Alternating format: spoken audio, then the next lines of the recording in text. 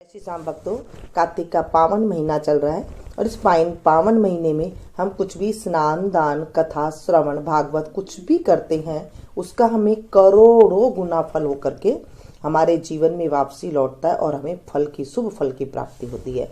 बोलिए विष्णु भगवान की जय। आज हम 16वां अध्याय का पाठ का स्मरण करेंगे। इससे पहले हम भगवान का थोड़ा सा नाम का स्मरण कर लेते हैं। श्रीमन नारायण नारायण नारायण, लक्ष्मी नारायण नारायण नारायण, भजमन नारायण नारायण नारायण, श्रीमन नारायण नारायण नारायण। राजा पृथु ने कहा, नारद जी, यह तो आपने महाप्रभु शंकर की बड़ी अद्भुत कथा सुनाई है।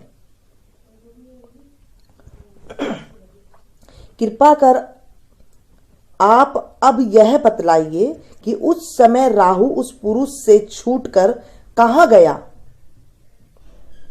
जब राजा पृथु ने देवर्षि नारद से ऐसा प्रश्न पूछा तो देवर्षि ने कहा, उससे छूटने का वह बर्बर नाम से विख्यात हो गया और मानो नया जन्म पाकर उसने अपने आप को धन्य माना। तब वह धीरे धीरे जलंधर के पास गया। वहां जाकर उसने शंकर जी की चेष्टा की। उसे सुनकर दैत्यराज को बड़ा क्रोध आया और उसने सब दैत्यों को सेना सजाने की आज्ञा दी। कालनेमी और शुंभ निशुंभ आदि सभी महाबली दैत्य तैयार होने लगे। एक से एक महाबली दैत्य करोड़ों की संख्या में निकलकर युद्ध के लिए संबंध हो गए। महाप्रतापी सिंधु पुत्र शिवजी से युद्ध के लिए निकला। उसके आगे महर्षि शुक्र और छिन्न सिर राहु हुआ। फिर तो उसी समय जलंधर का मुकुट खिसक कर पृथ्वी पर गिर पड़ा। आकाश में मेघ छा गए और बड़े अपशगुन हुए। उधर इंद्र आदि सब देवताओं ने एकत्र होकर कैलाश पर जाकर शिवजी के पास पहुंचकर सारा वृत्तांत कहा और यह भी कहा कि आपने जलंधर से युद्ध करने के लिए जो भगवान विष्णु को भेजा था वह उसके वशवर्ती हो गए हैं तथा लक्ष्मी सहित जलंधर के अधीन होकर उसके घर में निवास करते हैं। अब तो देवताओं को भी उसके यहां निवास करना पड़ता है। अब वह सागर पुत्र आपसे युद्ध करने के लिए आ रहा है। अतएव आप उसे मारकर हमारी रक्षा कीजिए। देवताओं से यह सब सुनकर शंकर जी ने भगवान विष्णु से पूछा, हे ऋषिकेश, युद्ध में आपने जलंधर का संहार क्यों नहीं किया और बैकुंठ को छोड़कर आप उसके घर कैसे चले गए हैं। यह सुनकर भगवान विष्णु ने हाथ जोड़कर नम्रता पूर्वक शंकर से कहा, उसे आपकी अंशिवा लक्ष्मी का भाई होने के कारण नहीं मारा है। वह बड़ा ही वीर और देवताओं से अजय है। मैं सत्य कहता हूं, उसे कोई भी नहीं मार सकता। इस पर मैं मुग्ध होकर मैंने स्वयं उसके घर में रहने का वर दे दिया और इसी कारण मैं उसके घर में रहता हूं। हे सूरवर्य विष्णु, आप यह क्या कहते हैं। उस दैत्य जलंधर को मैं अवश्य मारूंगा, इसमें कुछ भी संदेह नहीं है। अब आप सब देवताओं जलंधर को मेरे द्वारा मरा हुआ ही जानकर अपने स्थान को जाइए। जब शंकर जी ने ऐसा कहा तो सब देवता संदेह रहित होकर अपने स्थान को चल गए। ठीक उसी समय पराक्रमी जलंधर अपनी विशाल सेना के साथ कैलाश पर्वत को घेर कर सिंहनाद करने लगा। दैत्यों के नाद और कोलाहल से शिवजी क्रुद्ध हो गए। उन्होंने अपनी नंदी आदि गणों को उसके साथ युद्ध करने की आज्ञा दे दी। कैलाश पर्वत के समीप भीषण युद्ध होने लगा। दैत्य अनेक को प्रकार के अस्त्र शस्त्र बरसाने लगे। मेरी मृदंग, शंख और तीरों की तरकी हाथी, घोड़ों और रथों के शब्द से पृथ्वी कांपने लगी। युद्ध में कटकर मरे हुए हाथी, घोड़े और पैदलों पर पहाड़ सा लग गया, जिससे कि युद्ध भूमि और भी अगम्य हो गई। दैत्यों के आचार्य श्री शुक्राचार्य जी ने अपनी मृत संजीवनी विद्या से सब दैत्यों को जिलाने लगे। यह देखकर शिवजी गण व्याकुल हो गए और उनके पास जाकर सारा वृत्तांत सुनाया। उसे सुनकर भगवान रुद्र के क्रोध की सीमा न रही। वे अपने भयंकर रूप से दिशाओं को प्रज्वलित करने लगे। फिर तो उस समय उनके मुख से एक बड़ी भयंकर कन्या उत्पन्न हुई, जिसकी की दोनों जंघाएं ताल वृक्ष के समान थी। वह युद्ध भूमि में जाकर सब असुरों का चर्वण करने लगी। तब युद्ध भूमि में इस प्रकार विचरते हुए वह शुक्र जी के समीप पहुंची और उन्हें शीघ्र ही अपने उदर में विलुप्त कर लिया। फिर स्वयं भी अंतर्ध्यान हो गई। शुक्र के गुप्त हो जाने से दैत्यों का मुख मलिन पड़ गया और वह शुद्ध भूमि छोड़कर भाग गए। इस प्रकार उनके शुंभ, निशुंभ और कालनेमी आदि सेनापतियों ने अपने भागते हुए वीरों को रोककर शिव गणों पर बड़ा कठिन प्रहार करना आरंभ कर दिया। और ऐसा ही शिवजी के नंदी आदि वीर गणों ने भी, जिनमें गणेश और स्वामी कार्तिक भी थे, अपने गणों को रोक रोक कर दैत्यों से भीषण युद्ध करना आरंभ कर दिया। बोलिए विष्णु भगवान की जय। आज हमने 16वें अध्याय का पाठ का स्मरण किया है और हम कार्तिक की कहानी सुनेंगे। ये कार्तिक की कहानी 5 कहानी की एक कहानी है। एक ब्राह्मण ब्राह्मणी थे। वे 7 कोस गंगा जमुना नहाने जाया करते थे। ब्राह्मणी बहुत थक जाती थी। एक दिन वह बोली, कोई बेटा होता तो आज बहू आ जाती। घर में खाना बना हुआ मिलता, कपड़े धुले हुए मिलते। ब्राह्मण बोला, तूने बहुत बड़ी बात कही है। ला, मैं तेरे लिए बहू ला देता हूँ।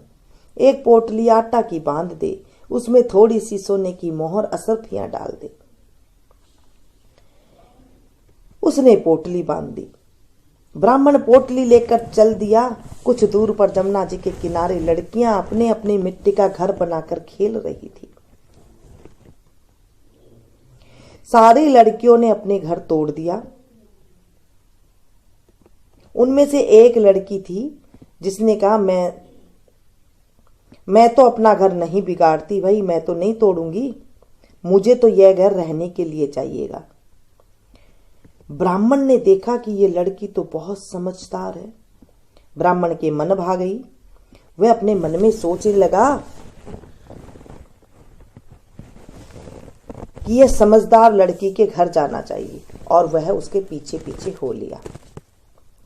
जब वह घर पहुंची तो बोला, बेटी मैं भूखा हूं, अपनी माँ से पूछ ले, मेरे लिए 4 रोटी बना देगी क्या?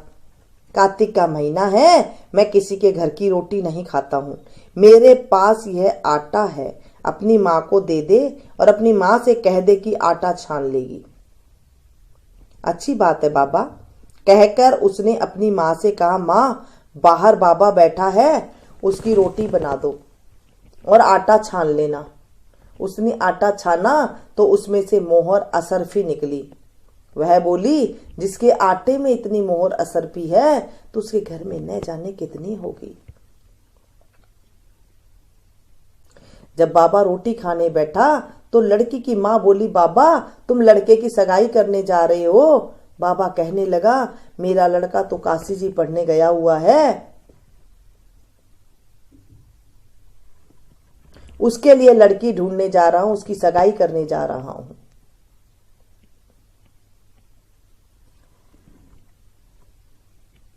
उसकी माँ बोली, अगर तुम कहो तो मेरी बेटी को मैं तुम्हारे घर की बहू बना दूं, मेरी बेटी को ले जाओ।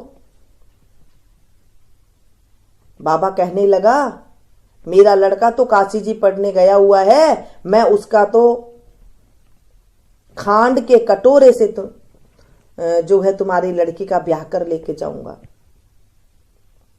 तुम राजी हो तो बता दो। लड़की की माँ बोली, क्या बात है, लड़का काशी जी पढ़ने गया, आ जाएगा, लेकिन कोई और रिश्ता ना कर ले। इसलिए उसने कहा, अच्छी बात है बाबा, कर लो। वह लड़की को खांड के कटोरे के साथ ब्याह कर ले आया और बोला, रामू की माँ, किवाड़ खोल कर तो देख, मैं तेरे लिए बहू लाया हूं। बुढ़िया बोली, दुनिया तो ताने मारती थी, तुम भी मुझे ताने मार रहे हो, हमारे तो 7 जन्म में भी बेटा नहीं है, तो बहू कहां से आ जाएगी। ब्राह्मण ने कहा, तू किवाड़ तो खोल। उसने किवाड़ खोला तो देखा कि सामने बहू खड़ी है।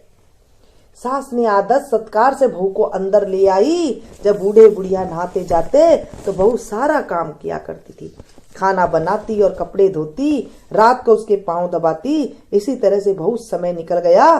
सास बोली, बहू चूल्हे की आंच न बुझने देना, मटके का पानी न खत्म होने देना। एक दिन चूल्हे की आग बुझ गई। बहू भागी भागी पड़ोस में चली गई और बोली, पड़ोसन मुझे थोड़ी सी आग दे दे, मेरी चूल्हे की आग बुझ गई है, मेरे सास ससुर आने वाले होंगे, सुबह 4 बजे के गंगा यमुना नहाने गए हुए हैं। पड़ोसन ने कहा, तू तो बावली है, तुझे तो यूं ही उठाकर ले आए, उनके तो 7 जन्म भी कोई बेटा नहीं है। बहू बोली, ना बाबा ना, ऐसा ना बोलो, इनका बेटा तो काशी जी पढ़ने गया हुआ है। पड़ोसन बोली, तू तो भोली है, तुझे तो झूठ बोलकर लाए हैं। वह बोली, अब मैं क्या करूं। पड़ोसन ने कहा, जली फूकी रोटी बना दे, अनूठी दाल कर दे, खीर की कड़छी दाल में, दाल की कड़छी खीर में डाल दे। उसकी पड़ोसन की सीख लग गई और उसने ऐसा ही किया। जब सास ससुर आए तो उसने न तो उनका आधा सत्कार किया और नहीं उनके कपड़े धोए, बस खाना लगा दिया।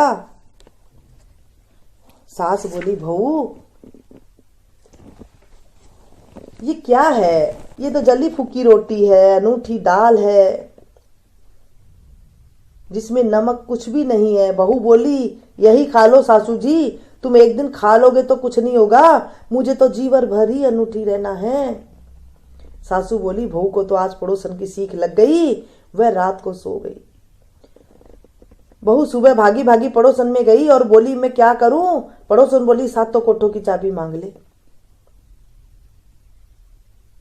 जब सासू जाने लगी तो बहू आगे अड़ गई और बोली, बाद में जाना, पहले मुझे 7 कोठों की चाबी दे दो। ससुर ने उसकी सास से बोला, चाबी दे दे, आज भी इसका है और कल भी इसका है, हमारा क्या है, आज मरे कल दूसरा दिन, दे दो इसको, दे दो। उसके जाने के बाद बहू ने कोठे खोल कर देखा तो किसी में अन्न, किसी में धन, किसी में बर्तन, किसी में कपड़े, अटूट भंडार भरे पड़े हैं। 7वां कोठा की चाबी खोलकर देखा तो उसमें शिव पार्वती बैठे हैं, गणेश, लक्ष्मी, पीपल, पथवारी, कार्तिक, ठाकुर, राई, दामोदर, तुलसी जी का बिड़ला, 36 करोड़ देव देवता विराजमान है। गंगा यमुना बह रही है, वहां पर एक कुंवर सा लड़का माला जप रहा है। बहू ने उससे देखा और पूछा, तुम कौन हो। लड़का बोला, मैं तेरा पति हूं, किवाड़ बंद कर दे, मेरे माता पिता आएंगे तब खोलना। अब तो बहू बहुत खुश हो गई। 36 प्रकार के भोजन बनाए, 16 श्रृंगार किया, रांची रांची डोले, ऊपर नीचे पहड़ी, कभी उतरे कभी नीचे आए, कब सासु ससुरा आए और मैं कब बताऊं। जब सासु ससुरा आए तो बड़े प्यार से उनसे बात की, उनके कपड़े धोए, खाना खिलाया। बूढ़ा बोला बहू तो धन देखकर राजी हो गई। बहू ने सास के पैर दबाए और बोले आओ सासू जी आपके जुए निकाल दूं।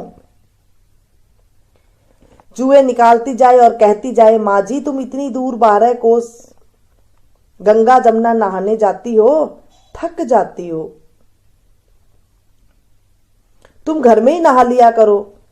सास बोली बाबली कहीं घर में भी गंगा जमुना बहती है। बहू बोली हाँ माँ जी, चलो मैं दिखाती हूं। आगे आगे बहू, पीछे पीछे सासू। उसने 7वां कोठा खोल कर दिखाया तो उसमें विष्णु, लक्ष्मी, शिव, पार्वती, गणेश, लक्ष्मी, पीपल, पथवारी, तुलसा, कार्तिक के ठाकुर, राई, दामोदर, शिव, पार्वती, 36 करोड़ देव देवता, गंगा यमुना बह रही है।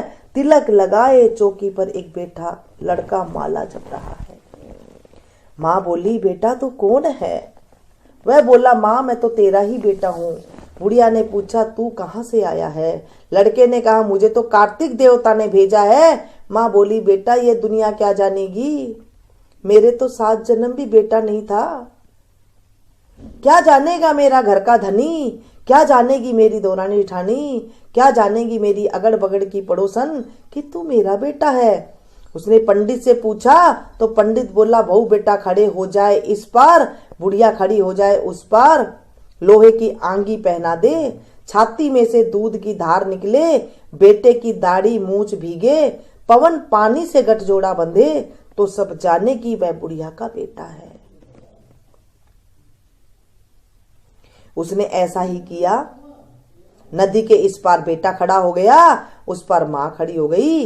चाम की आंगियां फट गई, लोहे की आंगी फट करके दूध की धार छाती में से निकलकर बेटे की दाढ़ी मूंछ भीग गई। पवन पानी से बहू बेटे का गठजोड़ा बंध गया। ब्राह्मण बहुत खुश हुए। हे कार्तिक के ठाकुर, हे राई दामोदर, हे श्री कृष्ण भगवान, हे मेरे प्रभु, जैसे उसको बहू बेटा दिए वैसे सबको देना, जैसे उसके कष्ट दुख काटे वैसे सभी के काटना। हे मेरे कार्तिक राई दामोदर, इस कहानी को जो सुनाए और हुंकारा भरे उसके भी घर में सुख शांति देना, कहना मानने वाली बहू देना, सारे सुख देने वाली बहू देना, घर में पोता पोतिया खेले ऐसी बहू देना, घर में सारे निरोगी रहे ऐसा सुख देना। हे मेरे प्रभु, हे मेरे कार्तिक राई दामोदर, हे मेरे श्री कृष्ण भगवान, हमारे ऊपर दया रखो। आज हमने कार्तिक की 5 कहानी की एक कहानी सुनी है। इसके बाद लपिया तपिया कहानी सुनेंगे। एक तपसी था, एक लपसी था। तपस्या भगवान की तपस्या किया करता, लपसी रोजिना भगवान की लस्सी बना करके भोग लगाकर टाली हिलाकर जीम लेता था। एक दिन दोनों जने लड़ने लगे। लपसी बोला मैं बड़ा, तपसी बोला मैं बड़ा। इतने में नारद मुनि आए। बोला क्यों लड़ रहे हो? तपसी बोला मैं बड़ा क्योंकि मैं सारे दिन तपस्या करता रहता हूँ भगवान की। नारद जी ने कहा कल तुम्हारा मैं फैसला करूंगा। दूसरे दिन तपसी नहाकर आया तो नारद जी ने उसके आगे 1.25 करोड़ का मुंदड़ा अंगूठी उसके आगे घेर दी, हीरे की जड़ी हुई, और लपसी अपनी भगवान की भोग लगाकर टाली हिलाकर जीम लिया। इतने में नारद जी आए और दोनों के पास बैठे और तपसी से कहने लगा कि तेरा घोड़ा उठा। घोड़ा उठाया तो उसके नीचे सोने की अंगूठी निकली और बोला तपसी, नारद जी कहने लगे कि तपसी ये तूने चोरी की है तो तेरी चोरी करने से तेरी तपस्या में भंग हो गया, इसलिए लपसी बड़ा है। तपसी कहने लगा कि भगवान मेरी तपस्या का फल कैसे मिलेगा? नारद जी कहने लगे, ते तपस्या का फल कार्तिक नहाने वाली देगी। सबकी कहानी कहकर अगर तेरी कहानी नहीं कहेगी तो उसका कार्तिक नहाने का फल तुझे लग जाएगा। सीधा देकर दक्षिणा नहीं देगी, दाहिना काड़ी ना दाहिनी के तरफ, दाहिना हाथ की तरफ अगर नाड़ा बांधेगी तो उसका फल तुझे लग जाएगा। सीधा देकर के दक्षिणा नहीं देगी तो उसका फल तुझे लग जाएगा। इतना कहकर नारद जी चले गए और लपसी बड़ा हो गया। हे कार्तिक ठाकुर राई दामोदर, जैसे आपने लपसी को बड़ा किया उसे मुझे भी ऊंचा बड़ा करना, मेरा भी संसार में नाम रोशन करना। हे कार्तिक राई दामोदर, इस कहानी को जो सुने कहे उसके भी जीवन में खुशियां देना। ये थी छोटी सी कहानी। आज की कहानी हमने सुनी है। इसे ज्यादा से ज्यादा शेयर कीजिएगा, क्योंकि जब हम किसी को कथा सुनाते हैं तो हमारे जीवन में और भी ज्यादा खुशियां आ जाती है, क्योंकि हमारे जीवन में घर बैठे 16वां हिस्सा पुण्य का खाते में जमा हो जाता है। जैसे मैं आप लोगों को सुना रही हूँ और काफी मात्रा में, हजारों की मात्रा में आप लोग सुन रहे हैं, तो मेरे जीवन में, मेरे खाते में 16वां हिस्सा पुण्य का आ जाता है अपने आप ही। और कोई हुंकारा भर भी लेता है ना कहानी सुनते वक्त, उसको भी जो है फल मिल जाता है। तो ये है कार्तिक नहाने का, स्नान करने का बहुत बड़ा पुण्य का फल। मिलती हूँ फिर से एक नई वीडियो में नई जानकारी के साथ। तब तक आप तो देखते रहिए मीनू संगीत।